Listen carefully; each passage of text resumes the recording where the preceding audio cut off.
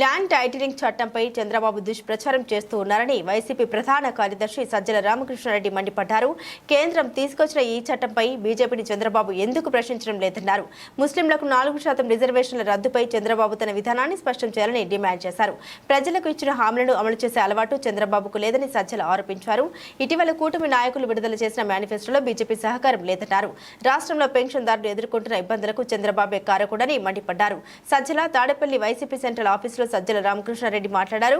చంద్రబాబు పవన్ కళ్యాణ్ మరోసారి అబద్ధాల మేనిఫెస్టోతో ఊదరగొడుతున్నారని మండిపడ్డారు. గతంలో చేసిన నాటకం కంటే గొప్ప నాటకం చంద్రబాబు మొదలు పెట్టారని విమర్శించారు. మా మేనిఫెస్టోలో అమలు చేయగలిగే వాటిని మాత్రమే హామీలుగా ఇచ్చామని తెలిపారు. చంద్రబాబువి సొల్లు హామీలని ప్రజలకి తెలుసు. సూపర్ 6 అని 6 నెలల ముందు నుండే ప్రజల్ని నమ్మించే ప్రయత్నం చంద్రబాబు చేశారు. కోవిడ్ సమయంలో కూడా అభివృద్ధి సంక్షేమం ఆగలేదు. జగన్ పథకాలు చూసి రాష్ట్రం శ్రీలంక అవుతుందన్న టీడీపీ దానికి మించి 1,00,000 కోట్ల పైగా అబద్ధాల హామీలు చంద్రబాబు ఇస్తున్నారు. రాష్ట్రం అప్పుల్లో ఉందని చంద్రబాబు అంత సంపద ఎలా తెస్తారో చెప్పలేదు. ఒక్కటి క్రియేట్ చేసుకోవడం ఎన్ని అగచాట్లు పడినారో బీజేపీ అంతకు ఇంకా బండగా ఇంకా క్రూడ్గా దీంతో మాకు సంబంధం లేదని వాళ్ళు కూడా ఎక్స్ప్రెస్ చేశారు. ఇది ఆ రోజు జరిగిన ఇది ఎందుకు నేను చూపుతున్నామంటే వాళ్ళు స్టేట్కి సంబంధించి మేము ఎప్పుడు ఇవ్వమనేది అబద్ధం.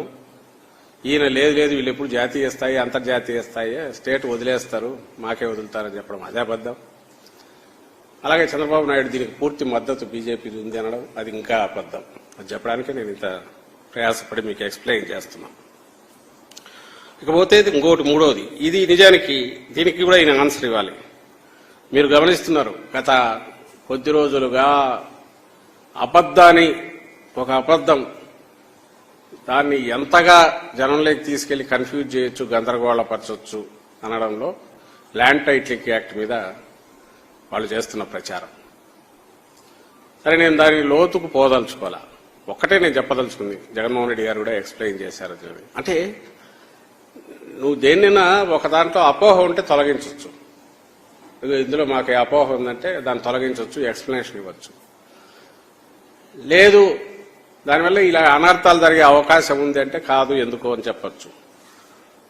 లేదు మేము చేసేసి ఉంటే నువ్వు చేసిన దానిలో జరిగాయన్న చూపిస్తే దాని గురించి ఏదో ఎక్స్ప్లెనేషన్ సంజాయిషి ఇచ్చుకుని చేతులు కట్టుకుని ఇవ్వచ్చు. అలా కానిది అసలు యాక్ట్ అనేది అది ఉన్నా దానివల్ల ఎవరో ఒక వ్యక్తి, ముఖ్యమంత్రి కావచ్చు, ఇంకొకరు కావచ్చు, ఒక వ్యవస్థ కబ్జాలు చేసి అమ్మేసుకుంటారు అనేంతవరకు ప్రచారం తీసుకెళ్లి ఒక రాజకీయ పార్టీ కాదు, సభ్య సమాజంలో ఉండే ఒక వ్యక్తి అయినా సరే, సభ్య సమాజం అనే మాట ఎందుకు వాడుతున్నానంటే నువ్వు సమాజంలో అన్రెస్ట్ క్రియేట్ చేసే వాళ్ళు నేను అనుకునేవాడు తప్ప. ఏదైనా ట్రస్ట్ మీద నడిచేది, అసలు వ్యవస్థలన్నీ నడిచేదే ట్రస్ట్ మీద నడుస్తాయి. లేకపోతే సిటిజన్ ఎందుకు అబైడ్ అయి ఉంటాడు? ఏదైనా రూల్ పెడితే గవర్నమెంట్ అంటే ఆ పని చేయాలి అంటాడు. నువ్వు ఆ వ్యవస్థ మీద కూడా నమ్మకం పోయే రకంగా ప్రచారం జగన్మోహన్ రెడ్డి అసలు మేనిఫెస్టోలో పెడతారండి. కబ్జా చేస్తాడు, వేలాది దీనిలను చేస్తాడు.